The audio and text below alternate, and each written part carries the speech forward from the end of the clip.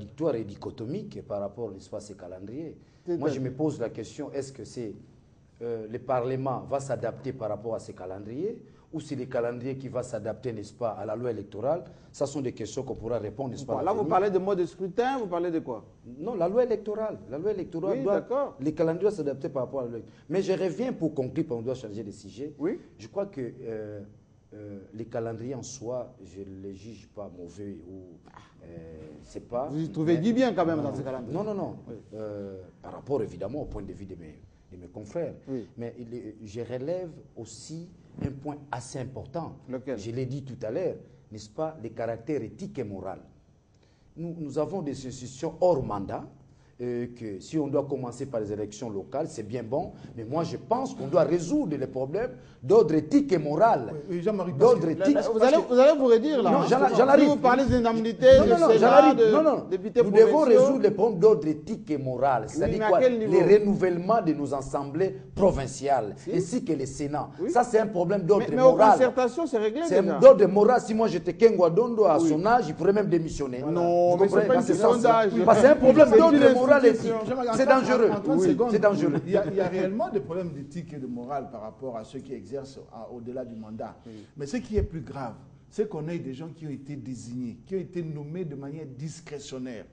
Par un individu, il s'est dit, je te nomme bourgmestre parce que tu es mon frère. Parti. Vous vous rendez compte de la gravité et de l'éthique c'est plus grave que quelqu'un qui a été élu, qui prolonge non pas par son chef, mais par la force des choses. Oui. Mais ce qu'il faut aussi relever par rapport à ces calendriers de Malou Malou et Sassoni, c'est de constater avec moi qu'on n'évoque plus la question de la modification de la Constitution.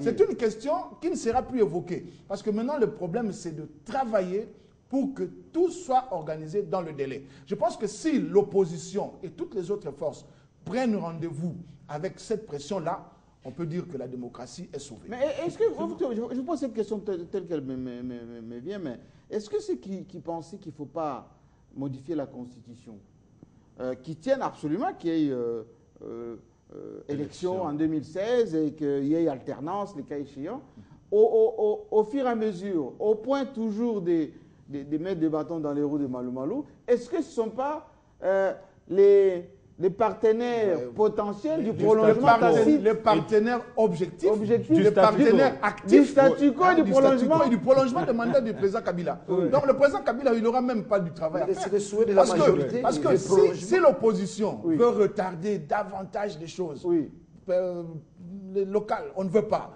Législatives, on ne veut pas. Ben, finalement, parce que la Constitution dit aussi longtemps qu'il n'y a pas un président. Kabila n'ira pas en 2021, comme dit Safou. Kabila ira plutôt en 2030, 2040. À cause de l'opposition. Une piste de solution. Voilà, je crois que nous ne pouvons pas minimiser les inquiétudes des amis de l'opposition. Nous avons démontré sur toute la ligne que Malou Malou a eu vraiment l'inspiration de réveiller les politiques. Ceux qui dormaient. Oui. Mais je crois qu'il faut qu'il fasse une communication claire et transparente pour apaiser toute la classe politique sur des questions de fond. Moi, je reconnais, la semaine dernière, j'étais en train de faire mon sport, j'ai eu une discussion chaude avec un député national dans la commune de Lemba et c'était opposition majorité de l'opposition parce qu'il insultait les journalistes. Je ne veux pas les citer. Oui, il insultait les journalistes qui étaient au point de presse. Il faut les livrer Malou. Je ne veux pas les livrer parce que nous nous sommes réconciliés après c'était chaud. On a failli attention avec les quatrièmes pouvoirs. On a failli même scandaliser les autres sportifs qui étaient là-bas. Il insultait les journalistes tout simplement parce qu'ils n'ont pas posé de questions à Malou lorsqu'il publiait le calendrier. Mais qu'il fasse déjà bien son travail de député. Vous publiez le calendrier avant qu'il n'y ait le recensement administratif dont l'ami a parlé. Oui. Ce sont des questions de fond. Il y a aussi le problème des tribunaux de paix qu'on doit voir dans tous les territoires avant la tenue de ces élections. Moi, je crois que Malou Malou, docteur en théologie, en droit canon et consort, en sciences politiques, ce n'est pas un petit enfant. Avant de concevoir ce calendrier avec le concours de l'opposition qui l'entoure, il a eu à réfléchir sur toutes ces questions. Il faut qu'il fasse un point de presse, une communication persuasive pour apaiser la classe politique, notamment l'opposition, sur ces questions de fond qui ne sont pas minimisées. Il nous entend, Malou Malou. Voilà.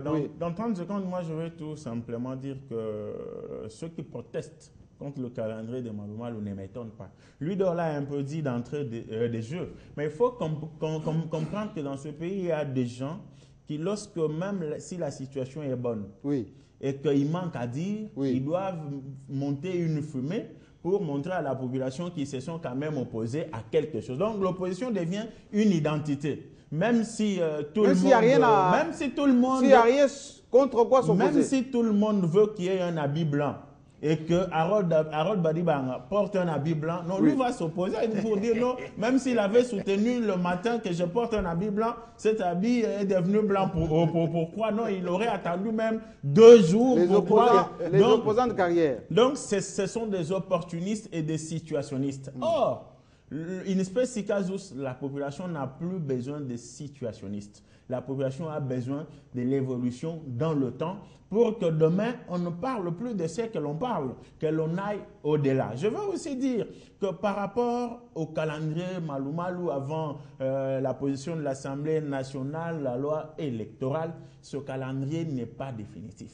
C'est vraiment un projet, une proposition. Lui d'or ne me contredira pas. Lui et moi, on est spécialistes des questions parlementaires. Lorsqu'un député national arrive avec une proposition de loi, la loi ne lui fait pas interdiction ou prohibition de donner la quintessence de cette proposition de loi à la presse. L'économie.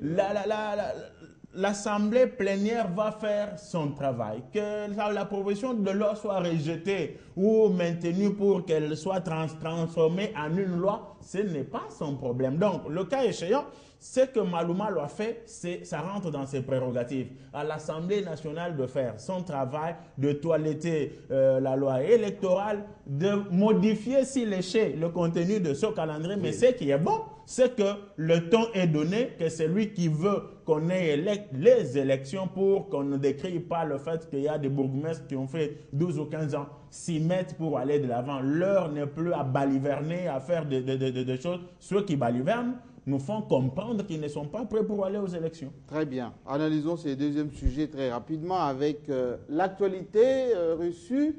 Oui, les FDLR, enfin, ont déposé des armes pour cette fois-ci définitivement.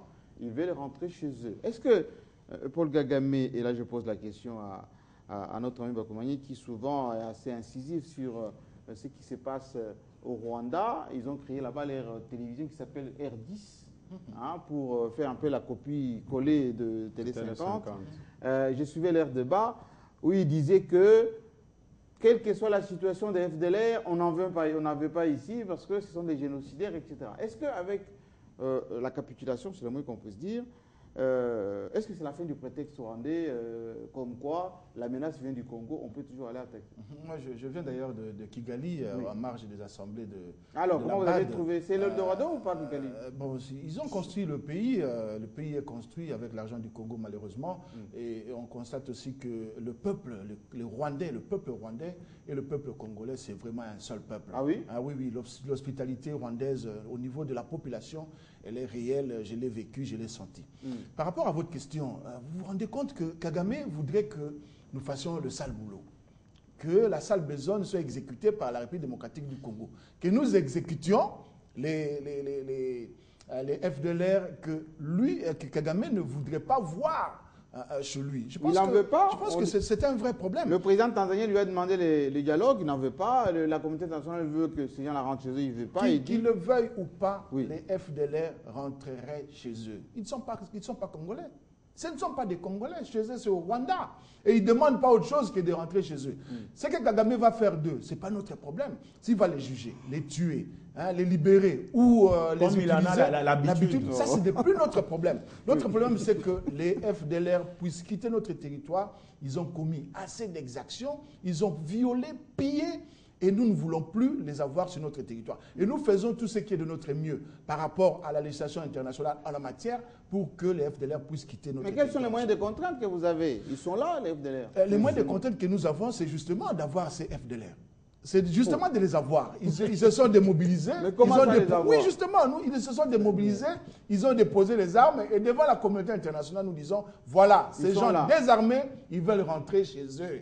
S'il y a problème, c'est qu'on ne veut pas recevoir là-bas au Rwanda. Ce n'est plus notre problème. Donc vous les ramenez à la frontière. En ce moment-là, aucun prétexte ne sera accepté. Même sur le plan humain, même sur le plan de la communication, Kigali ne va pas avancer de tels prétextes. Les prétextes, ils pourraient venir, c'est plutôt de dire, comme on a eu à entendre quelque part, le Kigali est en train de gonfler les chiffres pour dire qu'ils sont 4000, ils ne sont pas 1400. C'est ça le vrai problème. Et là, la Kigali va dire non, la diplomatie congolaise, la diplomatie congolaise doit travailler dur et utiliser la communauté internationale parce que c'est un témoin indépendant. Alors, je prolonge justement cette réflexion qui s'achève sur l'interpellation de la communauté internationale. Je crois qu'il y a quelques heures, le président de la République venait de recevoir tous les ambassadeurs et les chefs des missions diplomatiques accrédités à Kinshasa. Je crois que parmi les sujets évoqués, d'après mes sources, il y avait cette question, n'est-ce pas, de FDLR. Le président de la République a dit, en des termes on ne peut plus clairs, à tous les diplomates et surtout à ceux qui représentent certains pays qui ont soutenu toutes ces rébellions dans l'Est les anglophones pour détruire le pays. Daniel Safou le dit toujours comme voilà, ça. Que l'heure de la destruction du Congo est révolue. Maintenant que nous avons mis fin à ce prétexte sempiternel des groupes armés dans l'Est avec ce geste de FDLR, maintenant soutenez le Congo dans son élan de la reconstruction. Et je crois que ici, la responsabilité première de ce qui doit advenir après cette volonté manifestée par les FDLR, même si certaines radios périphériques minimisent ce geste en disant qu'on s'attendait à plus que cela, ce qui est quand même beaucoup plus étonnant au lieu d'encourager, la responsabilité première, disais-je, incombe à la communauté internationale qui a longtemps chicoté la République démocratique du Congo sur cette question des groupes armés, particulièrement des FDLR, de pouvoir peser de tout son poids sur le régime de Kigali pour que, en tout cas, le dialogue inter-rwandais soit organisé, que Kagame écoute les FDLR et tous les autres opposants qui vivent dans la clandestinité pour construire la démocratie dans ce pays. Parce que vous savez, les jérémiades de nos frères Tutsis ne datent pas d'aujourd'hui. Déjà, en 1916, 1917, il y a eu des tueries lorsque les Allemands ont été chassés du Rwanda par les Belges qui ont installé le protectorat là-bas. Il y a eu déjà des massacres des Tutsis. Et donc, le génocide n'est pas un phénomène nouveau comme on ose le faire croire aujourd'hui au monde moderne. C'est un phénomène qui remonte à la nuit des temps dans l'histoire du Rwanda. Et donc, il ne faudrait pas qu'on écoute que la communauté Tutsi et qu'on sacrifie les Hutus, bien que ceux qui se sont rendus coupables des génocides sont aujourd'hui traînés devant les instances judiciaires nationales et internationales. Il faudrait que les Hutus qui viennent de déposer les armes rentrent chez eux, que les Congolais vivent en paix pour reconstruire leur pays et procurer du bonheur. Alors, Daniel, c'est une question beaucoup plus directe. Est-ce que, si on raisonne un peu d'une manière scientifique, est-ce que la fin de la rébellion FDLR ne crée pas plus de problèmes au Rwanda qu'autre chose? C'est-à-dire que le fonds de commerce de Paul Kagame tombe, l'existence même de la cause Tutsi tombe et que, de gré ou de force, sera obligé de les accepter chez eux. Non, je suis d'accord avec le leader Balekelai, mais moi je me répartis de l'historicité, pas de l'histoire. Nous sommes en 1997. Oui. Paul Kagame soutient qu'il a envoyé des troupes, n'est-ce pas, en RDC juste pour traquer les FDLR. Oui. Là, c'est ça. C'est une thèse qu'il soutient officiellement. En 1997, Paul Kagame crée des mouvements rebelles, l'AFDEL. En 1998, il crée RCD Goma. En 2003, il crée le CNDP. En 2013, il crée le M23. Tout ça, ce sont des mouvements rebelles fabriqués par Paul Kagame. Pour traquer les FDLR. Pour traquer les FDLR. Finalement, la communauté internationale va se ressaisir, va comprendre que les inscriptions rwandaises avaient des objectifs. 1. Piller les sous-sols et les sols congolais. 2. Annexer la partie Est, n'est-ce pas, du pays. Balkanisation.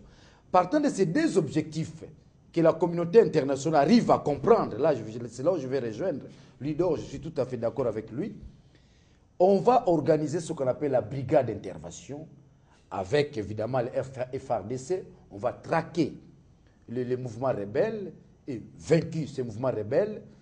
Aujourd'hui, il va y avoir la paix. Évidemment avec la communauté internationale. Mais aujourd'hui, maintenant, le vrai problème se situe à quel niveau? Parce qu'il n'a jamais eu... Les FDLR n'ont jamais menacé le Rwanda. Ça, jamais. Plutôt, ils menacent les Congolais. Plutôt, ils menacent les Congolais. Ils violent les Congolais. Ils volent. Vous comprenez? Oui. Mais regardez maintenant là où la communauté internationale, c'est là où j'ai rejoint Ludo.